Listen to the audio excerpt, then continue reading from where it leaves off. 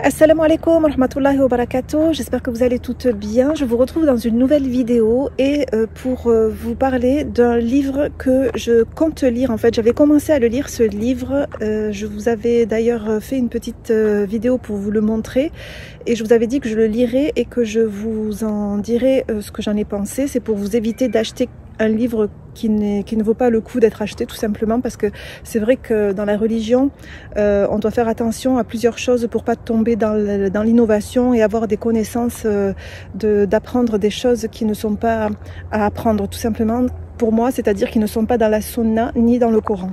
Voilà, je voudrais préciser aussi que c'est mon souhait de rester et je fais tout pour. Alors j'évacue, même si je tombe sur une connaissance qui est bid'a, hop, dès que je sais que c'est pas à faire, je l'évite et je ne le fais pas. Je voudrais ajouter que mon but c'est de rester dans les écrits du Coran et la vie du prophète sallallahu alayhi wa sallam, c'est-à-dire la sunna.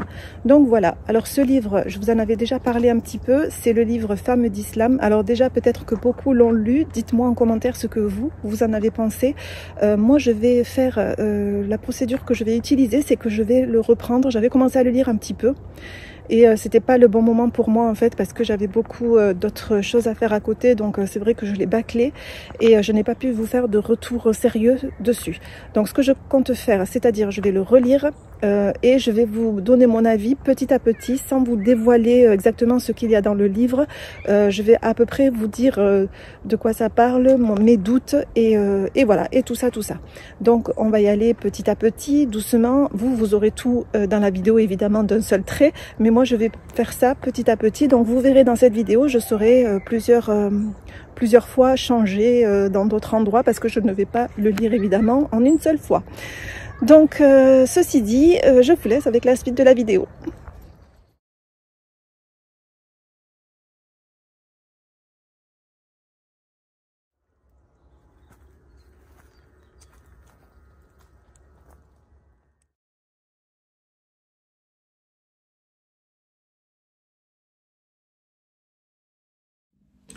Salam alaikum mes sœurs, donc pour en revenir à ce livre qui est Femmes d'Islam de Rissa Meyer dans les éditions Ribat, ce que je peux vous dire c'est que c'est un livre du genre roman historique islamique qui concerne, comme son titre l'indique, les femmes, les premières femmes de l'islam.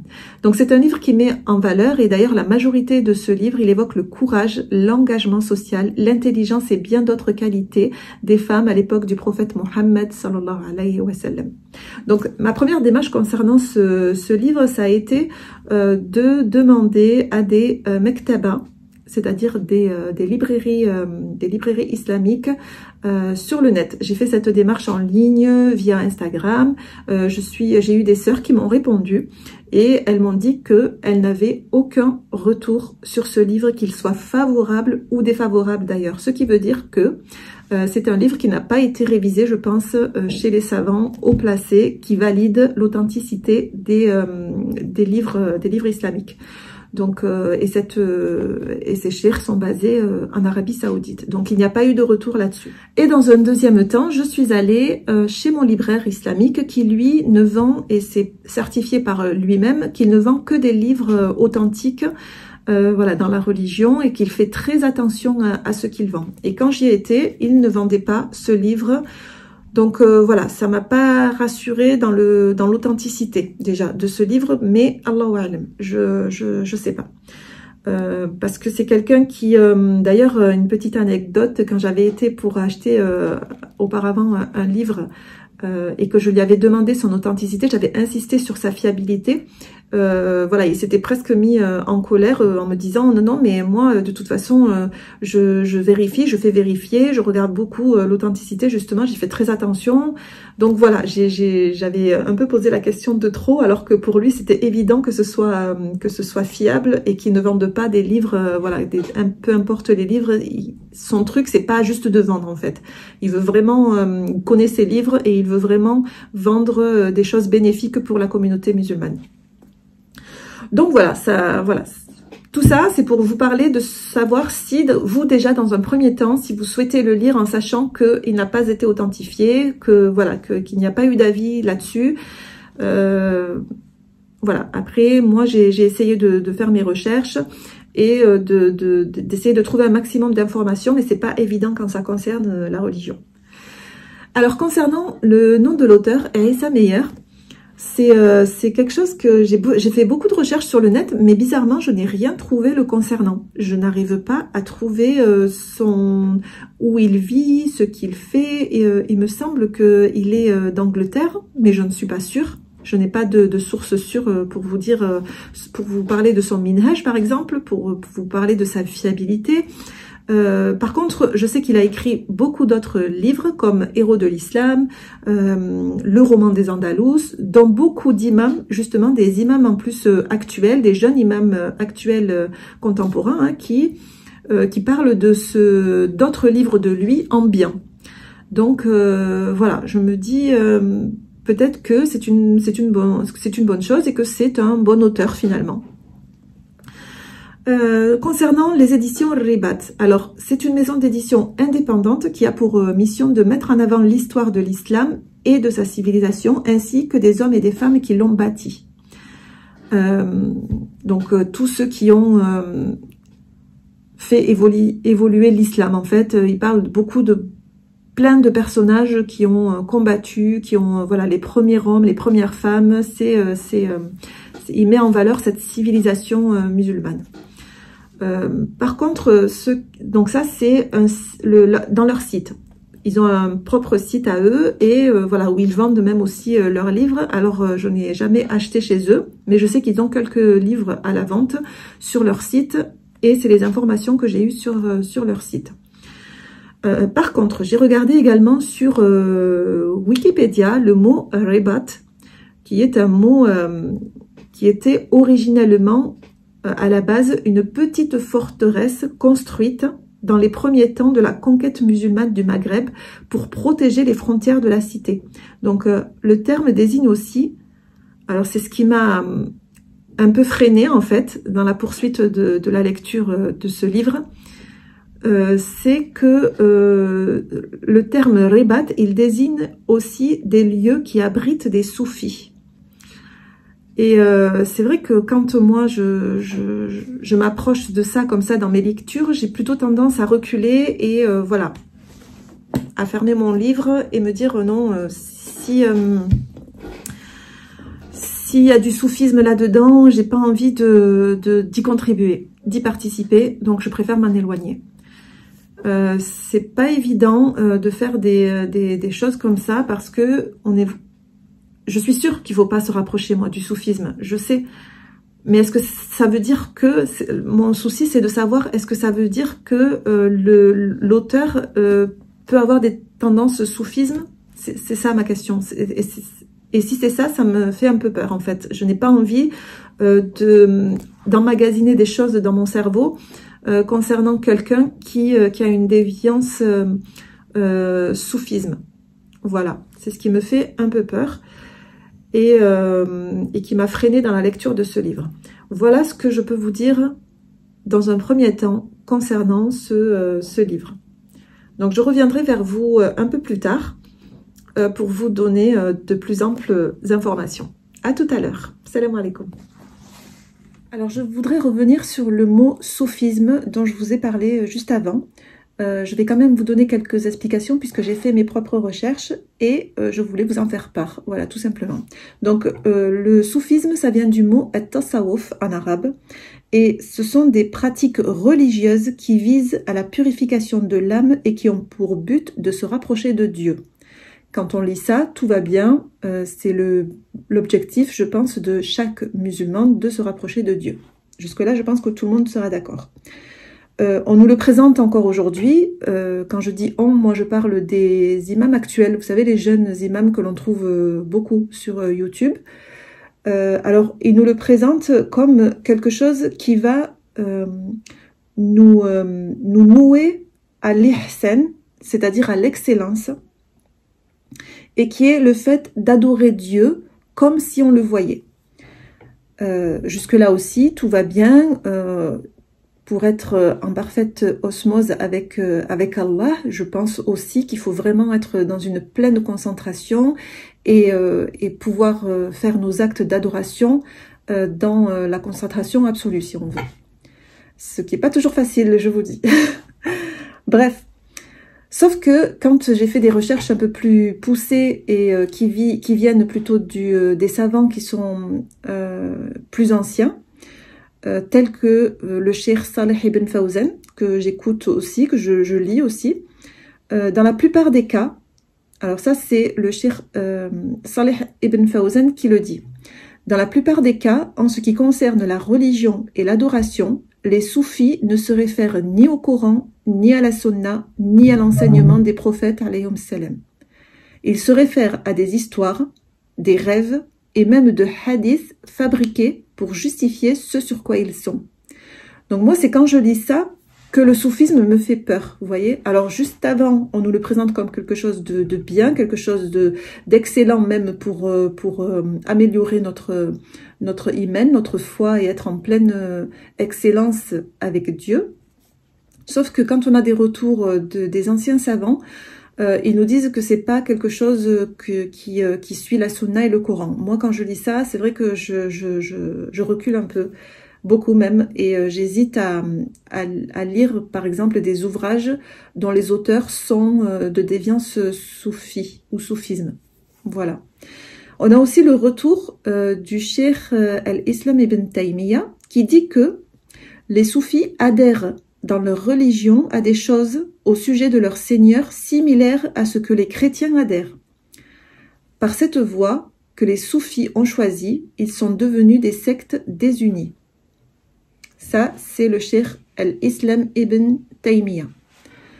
On a aussi, donc j'ai encore continué mes recherches et je suis tombée sur le cheikh Ahmed Chalabi que je suis aussi et à un moment donné d'ailleurs j'écoutais beaucoup, il avait une application qui était sortie que j'écoutais et puis je sais pas comment ça s'est fait pendant un moment, peut-être que voilà j'ai pas dû l'écouter plus que ça et c'est parti aux oubliettes.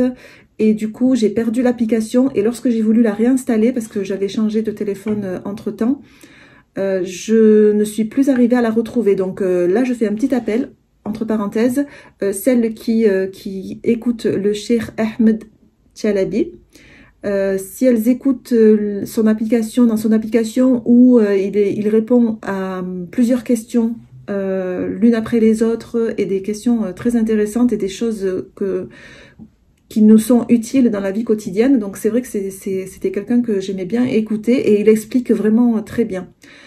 Voilà, donc si quelqu'un se rappelle ou a l'application ou qui a une application qui marche le concernant, je suis preneuse. Voilà, parenthèse fermée.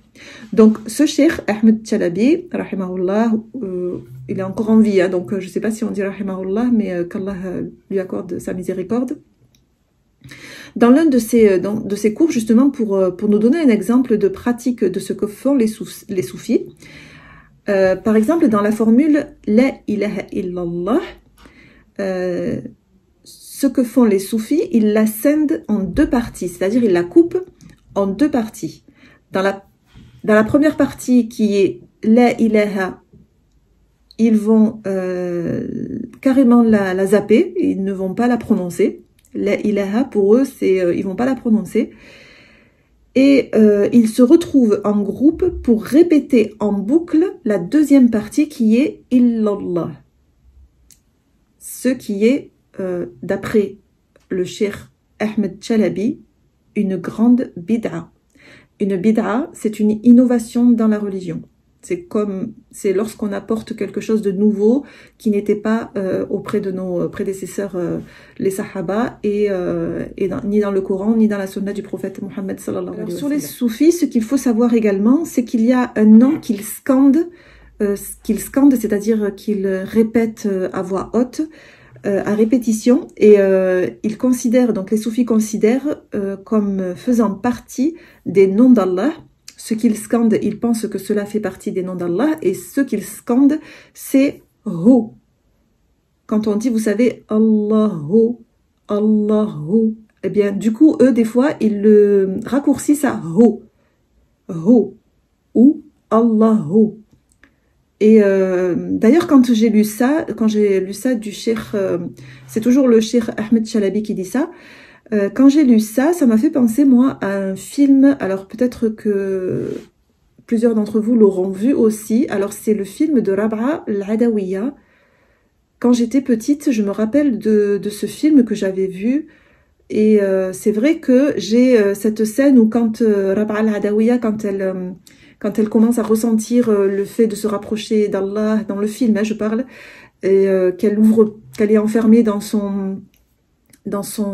maison, dans sa chambre, et qu'elle ouvre les fenêtres et qu'elle entend des voix comme ça, et on voit à un moment donné des gens qui scandent justement, voilà, ce nom, Allahu. Voilà, ça m'a fait penser à ça, tout simplement, et je pense que ce film, il est, je sais pas comment on dit, soufisme ou soufi, ou voilà, il a été réalisé peut-être. Je sais pas, vraiment, moi le soufisme, c'est vrai que ça me fait peur. Alors je vous dis tout ça pour vous donner tous les éléments, mais c'est vrai que cette histoire de soufisme, moi ça me laisse perplexe. J'ai pas envie de tomber dedans, j'ai pas envie de... Quand je lis ça, je me dis, j'ai pas envie de faire partie des gens du soufisme parce que voilà, c'est pas quelque chose que j'ai envie j'ai pas envie de tomber dans la bid'a, tout simplement, hein, qu'Allah nous en préserve, hein, à tous. Voilà. Donc c'est vrai que je préfère je préfère reculer face à ça en fait. Il y a aussi beaucoup d'autres choses voilà, sur le soufisme dont je ne vais pas vous parler maintenant. Il faudrait que je fasse un peu plus de recherche. Mais je sais que moi déjà ça, ce que j'ai lu me suffit amplement, voilà, pour m'en éloigner. Et voilà, je ne vais pas vous en parler pendant des heures non plus, mais c'est juste pour vous expliquer à peu près le soufisme, ce que c'est, en sachant que je ne suis pas une experte. Je vous ai donné juste les éléments, l'explication. Et voilà, après c'est à vous de voir ce que vous en pensez, les retours que vous en avez. Si vous êtes calé sur le sujet, ben, ce serait intéressant dans les commentaires de dire ce que vous en pensez, tout simplement. Alors, concernant la fiabilité du contenu de cet ouvrage, selon l'auteur, le livre il a été basé sur des sources classiques, telles que des recueils de hadiths. Mais il faut savoir, alors là je mets une parenthèse, il faut savoir que tous les hadiths ne sont pas fiables et authentiques. Lorsqu'on vous dit c'est tiré de tel hadith, il faut que vous alliez vérifier si le hadith est fiable et authentique. Sinon tout le monde peut vous sortir quelque chose et vous dire, vous sortir un hadith, sachant que le hadith est très faible, voire fabriqué. Donc il faut faire très attention à ça. Et les sources aussi sont tirées d'un livre qui est en anglais et qui s'appelle Great Woman of Islam, dont il faut que je fasse encore les recherches, à savoir s'il est traduit en français. Je serais très intéressée, moi, de le lire, si je le trouve en français. Qui est l'auteur Mahmoud Ahmed Randafar. Et ce livre, justement, en anglais, dont je vous parle, il a été révisé par le cheikh Safiou Ar-Rahman El-Moubarak Pouri, qui, lui, est l'auteur du célèbre livre Nectar cacheté, dont je vous ai parlé, qui retrace la vie du prophète Mohammed sallallahu alayhi wa sallam. Je vous en avais parlé déjà dans une précédente vidéo. Voilà, donc pour tous les autres récits, les sources sont référencées en fin d'ouvrage. Donc voilà. Après vous avoir parlé de la fiabilité de ce livre, je vais tout simplement vous raconter en général, en gros, ce qu'il y a dedans en fait, et sans trop vous raconter en détail pour pas spoiler les sœurs qui souhaiteraient le lire. Donc le premier chapitre, il est dédié aux différentes épouses du prophète sallallahu alayhi wa sallam. Il a eu des épouses de différentes situations, des jeunes femmes comme des femmes d'un âge plus avancé, des veuves avec enfants même. Et en fait, ces mariages, ils étaient faits pour, de façon stratégique en fait, de façon spécifique pour pouvoir atteindre le cœur des gens en fait pour l'islam, pour propager le plus facilement possible l'islam, parce que lorsque deux tribus sont liées par le mariage, il était beaucoup plus facile pour le prophète sallallahu alayhi wa sallam de pouvoir propager la révélation. Chacune de ces femmes du prophète sallallahu alayhi wa sallam, elles ont beaucoup appris auprès de lui. Bon, on nous dit également aider au développement de l'islam, c'est-à-dire que chaque fois tout ce qu'elles apprenaient en fait, elles le répandaient elles-mêmes à leur manière, et de par leur comportement, de par leur courage, de par leur qualité tout simplement. Dans les chapitres suivants, l'auteur nous décrit la vie des épouses, des filles du prophète sallallahu alayhi wa sallam et des sahabiyat. Ce que j'ai retenu, ce sont ces femmes, et notamment la première, Khadija radiallahu anha, qu'il a épousée. chacune des femmes ayant une situation différente, jeunes femmes, âge avancé, certaines avec des enfants, des veuves. Ces mariages ont eu un but, comme je vous le disais auparavant, un but spécifique, celui de lier les tribus pour répandre de façon plus étendue l'islam et de gagner ainsi le cœur des gens. Au fil des descriptions, nous avons la narration d'anecdotes sur certaines femmes, et notamment Fatima radiallahu anha, sa fille, Zainab radiallahu anha. Une version de la bataille de Kerbala nous est expliquée ici, mais je me réserve le temps de chercher concernant cette bataille de Kerbala, de chercher une autre lecture à ce sujet. Savants plus anciens, on va dire, ou de sources un peu plus fiables concernant cet événement, afin de voir si ça correspond entre les deux. Voilà, la bataille de Kerbala, comme elle est décrite ici, je sais pas, donc je préfère lire moi un autre avis concernant cette bataille pour voir si ça correspond ou s'il y a des divergences. Qu'est-ce que je peux vous dire aussi? Je vous ai dit déjà au début de la vidéo que c'était un roman, mais finalement c'est plutôt parce qu'un roman pour moi c'est le début d'une histoire avec les événements qui se passent, et que que les événements sont liés comme ça, et qu'à la fin on a une fin, une conclusion quoi sur les événements qui se sont passés.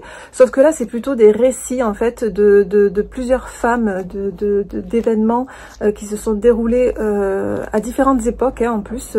Peut-être pendant l'époque du prophète sallallahu alayhi wa sallam, il y en a que c'était bien après, donc voilà, c'était à des époques différentes, et c'était voilà, c'était plutôt des récits plutôt qu'un roman. Voilà, je voulais préciser ça parce qu'au début de la vidéo je vous ai dit que c'était un roman islamique, alors que quand je l'ai lu, je me suis aperçue que c'était plutôt un récit de femmes exemplaires au temps de l'islam. Voilà, tout simplement. Ensuite, ce que je voulais vous dire aussi, alors il nous décrit le récit des anecdotes concernant, je vais avoir du mal avec ce mot, anecdote, voilà, c'est ça, anecdote.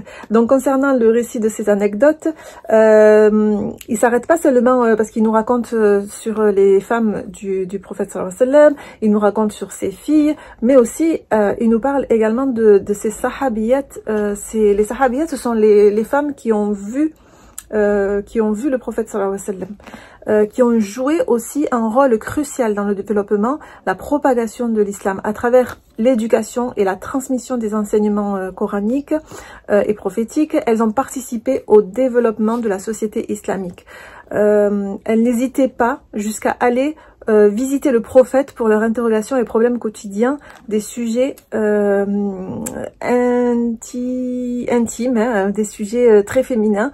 Donc c'est vrai qu'elles avaient cette... moi je trouve beau en fait que dès qu'elles avaient une question, elles avaient quelque chose, une interrogation sur ce qu'elles pouvaient faire ou pas, ce qu'elles devaient faire, ou un événement qui se déroulait, ou un sujet très personnel, elles avaient cette possibilité d'aller directement, d'aller voir le prophète sallallahu alayhi wa sallam directement, et de pouvoir lui poser la question et d'avoir cette réponse venant direct de lui, quoi. On cherche pas à côté si c'est fiable ou quoi, c'est on fait, et puis franchement ça c'est vraiment le truc beau que j'ai trouvé, et que j'aurais aimé, voilà, j'aurais aimé être de ce temps juste pour ça. Ensuite, et c'est en plus c'était bon, je sais pas si on peut dire que c'était facile pour ces femmes. Peut-être, j'ai envie de dire que c'était un peu plus facile parce que comment on appelle, l'ambiance s'y prêtait, on va dire. Il y avait pas, je sais pas, je peux pas trop comparer parce que j'ai pas réellement vécu à cette époque, mais je sais que à l'époque où on vit, par exemple ici, la société où l'on vit, bon, tout dépend où on vit, hein, comme moi, voilà, nous, enfin, la plupart des personnes, des sœurs qui me suivent, je pense que vous êtes également en France, et ou dans un pays européen, ou voilà, et que on a cette problématique de vivre dans un environnement qui est pas spécialement adapté à notre façon de vivre, et que ça nous met un frein inconscient en fait finalement, parce que déjà les choses que l'on fait voir en fait, que l'on revendique par notre pratique de la religion, eh ben déjà ça nous met des fois dans des postures pas évidentes à vivre au quotidien avec certaines personnes. Voilà, sans rentrer dans les détails, on sait très bien que c'est difficile quand même pour nous de pouvoir vivre tranquillement notre religion. Et je pense que pour les femmes de l'époque, c'était un peu plus facile. Alors dites-moi en commentaire si je me trompe, hein, mais moi je le vois comme ça en fait. Je me dis que c'était peut-être beaucoup plus facile parce que voilà, c'était l'ambiance, ils apprenaient des choses, ils avaient la révélation, voilà, et ils avaient cette facilité de pouvoir mettre en pratique tout de suite ce qui était ordonné par Allah subhanahu wa ta'ala. Donc c'est ce que j'ai pu, voilà, c'est la petite réflexion que je me suis faite à moi-même, tout simplement. Ensuite, j'en étais où? J'étais en train de vous dire que, voilà, et c'est justement, voilà, du fait qu'elles aient cette facilité, alors elles avaient cette facilité d'apprentissage, de mémorisation, elles apprenaient, et de ce fait, beaucoup de femmes, justement, elles devenaient savantes par rapport à ça. Et dans différents domaines, donc elles mémorisaient le Coran, comme je vous disais, elles mémorisaient les hadiths, de la jurisprudence et d'autres domaines, quoi. Il n'y avait pas que ça.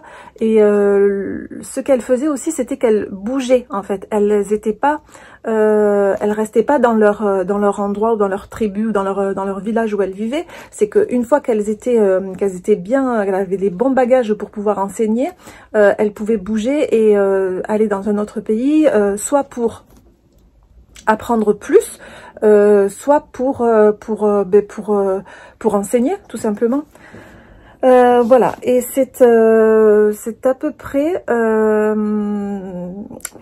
pendant cette période justement où les femmes elles avaient cette capacité de pouvoir enseigner, on va dire, que l'auteur nous parle de soufisme et où les femmes musulmanes semblent s'y être épanouies. Et cela dès les premiers siècles de l'Hégire. Donc de tous les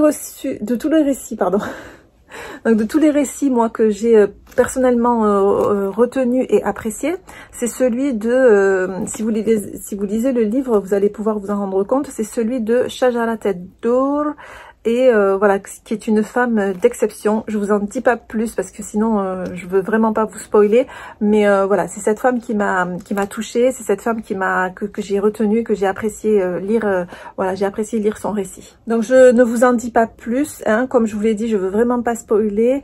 Et voilà, pour conclure, je dirais tout simplement que pour le coup, dans ce livre, les femmes sont vraiment mises à l'honneur. Elles n'ont jamais été écartées, et bien au contraire, beaucoup d'entre elles ont su prendre le pouvoir et des bonnes décisions et se battre pour ce en quoi elles croyaient. Et vraiment, je trouve que c'est ce qu'il y a de plus beau et c'est ce dont on a besoin, nous, aujourd'hui, ici.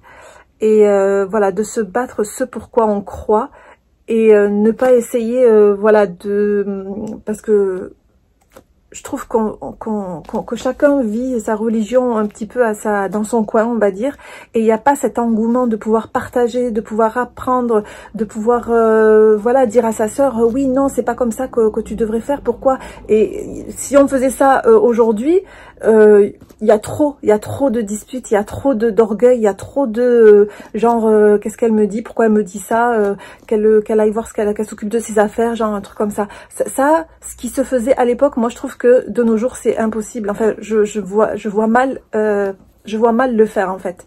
Après, voilà, dites-moi vous ce que vous en pensez. Si vous avez lu ce livre, j'aimerais vraiment avoir votre retour dessus.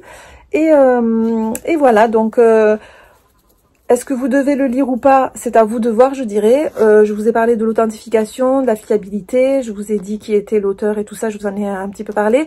Je vous ai parlé de soufisme. Donc voilà, maintenant, c'est à vous de voir si vous savez faire la part des choses, savoir avant de commencer un livre, essayez de ne pas tout de suite vous en imprégner, surtout si vous avez un doute dessus. Voilà, c'est juste pour pas que vous rentriez dans votre cœur des choses qui peut-être ne seront pas vraies. Voilà, je vous le répète, je ne suis pas une experte, je suis, j'apprends toujours de nouvelles choses, voilà. Donc n'hésitez pas à me dire tout ça dans les commentaires. Ça y est, j'ai commencé à ne plus avoir de voix. Donc, et puis je vous dis dans une prochaine vidéo, Inch'Allah, et je vous laisse sous la protection d'Allah subhanahu wa ta'ala. Assalamu alaikum wa rahmatullahi wa barakatuh.